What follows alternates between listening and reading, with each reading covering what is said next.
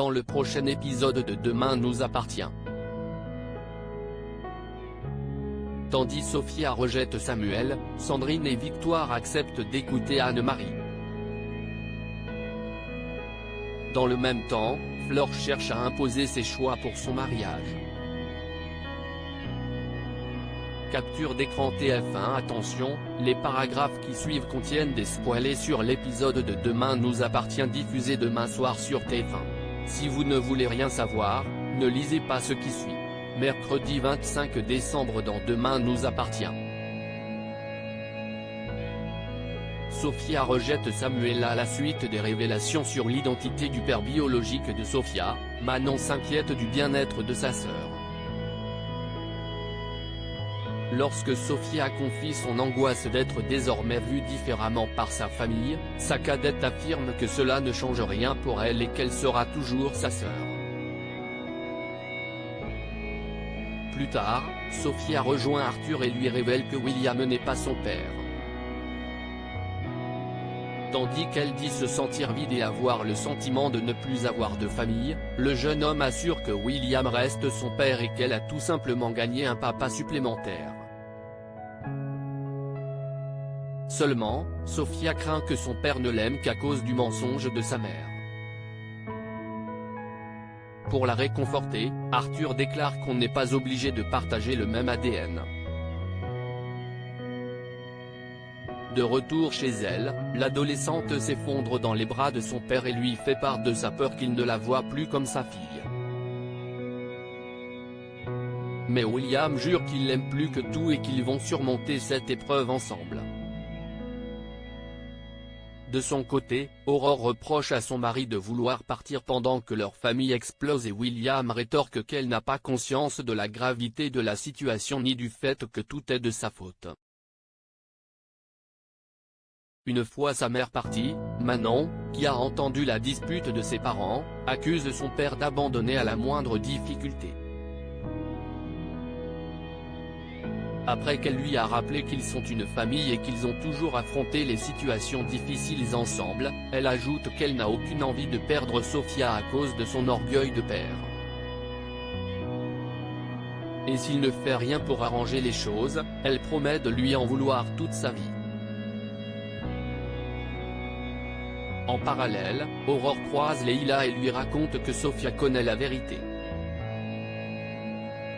L'infirmière a beau se montrer désolée, la policière souligne qu'elle devra vivre toute sa vie avec l'idée d'avoir détruit une famille tout entière. En rentrant, Leila rapporte à Samuel que Sophia est au courant de tout. Alors que le docteur Chardot voit là une opportunité de parler à sa fille, Leila lui conseille plutôt d'attendre. Par la suite, lorsque Soraya expose qu'aux yeux de la loi il n'a aucun droit légal sur sa fille, Samuel se dit prêt à se lancer dans une bataille juridique si William et Aurore venaient à l'empêcher de la voir. Sa compagne tente de le raisonner, arguant qu'en faisant cela, sa relation avec la jeune fille ne pourra que s'aggraver. Le soir venu, l'ambiance est plus détendue chez les Donnier mais quand William propose à toute la famille de partir au ski pour le nouvel an, Samuel frappe à la porte. Tandis que William lui demande de partir, Sophia s'interpose et après lui avoir dit qu'il n'est personne pour elle, elle lui claque la porte au nez. Sandrine et Victoire acceptent d'écouter Anne-Marie et pendant que les sœurs Lazari organisent le déjeuner de Noël, Arthur communique son mécontentement d'avoir laissé Anne-Marie seule le soir du réveillon. Plus tard, le jeune homme rentre accompagné de sa grand-mère. Victoire se montre froide mais Sandrine quant à elle veut écouter ce que sa mère a à leur dire.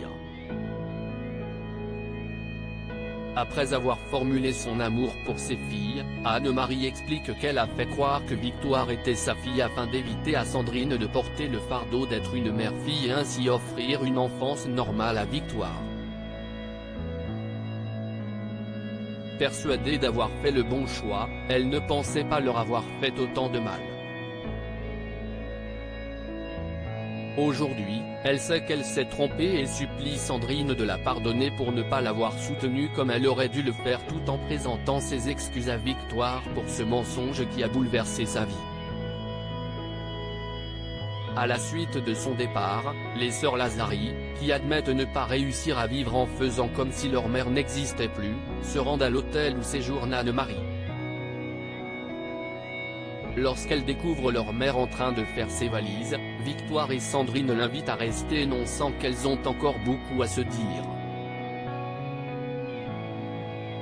Même si elles ne savent pas encore si elles parviendront à la pardonner, elles expriment leur désir d'essayer d'arranger les choses et proposent à Anne-Marie de passer la fin de cette journée de Noël ensemble. Fleur cherche à imposer ses choix pour son mariage et Fleur a profité de Noël pour offrir à chacun les vêtements qu'ils devront porter à son mariage. En découvrant la robe qu'elle devra porter le jour de la cérémonie, Charlie essaie par tous les moyens à faire changer sa belle-mère d'avis. Dans l'après-midi, l'adolescente appelle sa mère pour qu'elle parle à son père et lui évite de porter cette tenue. Afin qu'ils échappent au mariage, Pauline suggère à ses enfants de venir la rejoindre un mois à Long Island mais Charlie décline prétextant avoir école à cette période. Dans le même temps, Fleur, qui a appris que Victor serait le témoin d'Arnaud, exclut qu'il soit au premier rang lors de la cérémonie. Néanmoins, Arnaud rappelle qu'elle a pris de nombreuses décisions sans son accord et qu'elle ne peut donc rien lui refuser. Pendant ce temps, Anna informe Bart qu'elle songe à partir faire un reportage en Algérie pour quelques mois. Alors qu'elle se justifie par un besoin de mettre de la distance avec Karim, la journaliste reçoit un email anonyme l'informant d'un trafic au port de Sète.